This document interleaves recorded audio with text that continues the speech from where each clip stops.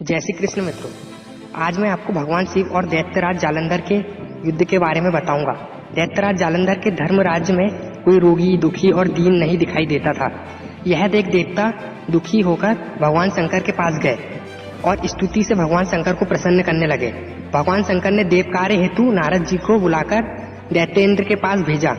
दैत्यराज ने बहुत ही सम्मान से नारद मुनि को श्रेष्ठ आसन देकर विधि पूर्वक पूजन कर आने का कारण जानने का प्रश्न किया। नारद जी बोले, हे सब दैत्यों और दानवों के अधिपति महाबुद्धिमान जालंधर, तुम धन्य हो, तुम ही रत्नों के भोक्ता हो। ऐसा कहकर उन्होंने अपने आगमन का कारण बताया। मैं अपनी इच्छा से कैलाश पर्वत पर गया। वहाँ 10 सहस्त्र योजनों में कल्पवृक्ष का वन है। वहाँ सैकड़ों कामधेनु है। उस परम शोभनीय स्थान पर पार्वती सहित सर्वांग सुंदर शिव को देखा। वहाँ की समृद्धि देखकर मैं तुम्हारी समृद्धि देखने चला आया। यहाँ पर मैंने देखा कि भूलोक, पृथ्वीलोक और पाताल लोक के जो दिव्य रत्न हैं वे सब तुम्हारे घर पर विद्यमान हैं, परंतु स्त्री रत्न तुम्हारे यहाँ दिखाई नहीं देता। इसलिए तुमको स्त्री रत्न ग्रहण करना चाहिए। जिसके यहाँ संपूर्ण रत्न हो और स्त्री रत्न ना हो तो उनको शोभा नहीं होती और सब व्यर्थ प्रतीत होता है। ऐसा सुनकर काम से व्याकुल होकर दैत्यराज जालंधर ने नारद जी को नमस्कार कर पूछा कि इस समय श्रेष्ठ जया रत्न कहाँ है? जहाँ कहीं भी होगा मैं उसे अवश्य लाऊंगा। तत्पश्चात नारद जी ने कहा, अति पवित्र सर्व संपन्न कैलाश पर्वत पर योगी का रूप धारण किए हुए शंकर विद्यमान है। उनकी भार्या बड़ी मनोहर और सब लक्षणों से संपूर्ण है। ऐसा कहकर नारद जी वहां से चले गए। इसके बाद भगवती पार्वती का स्मरण कर जालंधर ने काल के अधीन होने से बुद्धिहीन होकर दूत को शिवा को मांगने के लिए शिव के पास भेजा। दूत ने जालंधर का संदेश सुनाया कि मैं रत्नों का अधिपति हूँ और मैं स्त्री रत्न धारण करने योग्य हूँ। इस कारण पार्वती मेरे योग्य है, वह भिक्षा करने वाले के योग्य नहीं है।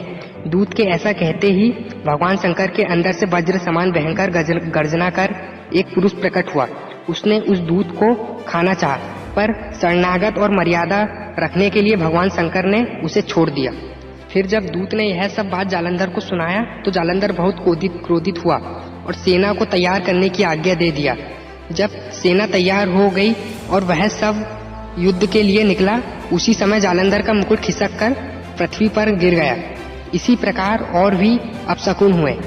फिर उनके बीच घमासान युद्ध होने लगा। मरे हुए दैत्यों को शुक्राचार्य संजीवनी विद्या से जीवित करने लगे। यह देख भगवान शिव अत्यंत क्रोधित हुए। उनके मुख से एक अद्भुत प्रतिद्वंदी निकला। वह युद्ध भूमि में शुक्राचार्य को अपने शरीर में गुप्त करके आकाश में अदृश्य हो गया। दैत्यों की सेना तितर बितर हो गई। जालंधर की ओर से शुंभ, निशुंभ और कालनेमी आदि सेनापति लड़ रहे थे और वहीं भगवान शंकर की ओर से नंदी, गणेश, कार्तिकेय आदि लड़ रहे थे। इनके बीच में घोर संग्राम छिड़ गया। इस घोर युद्ध में जालंधर के शस्त्रों से घायल होकर वीरभद्र पृथ्वी पर गिर पड़ा। इससे शिवगण शंकर को पुकारते हुए रणभूमि छोड़कर उनके निकट चले गए।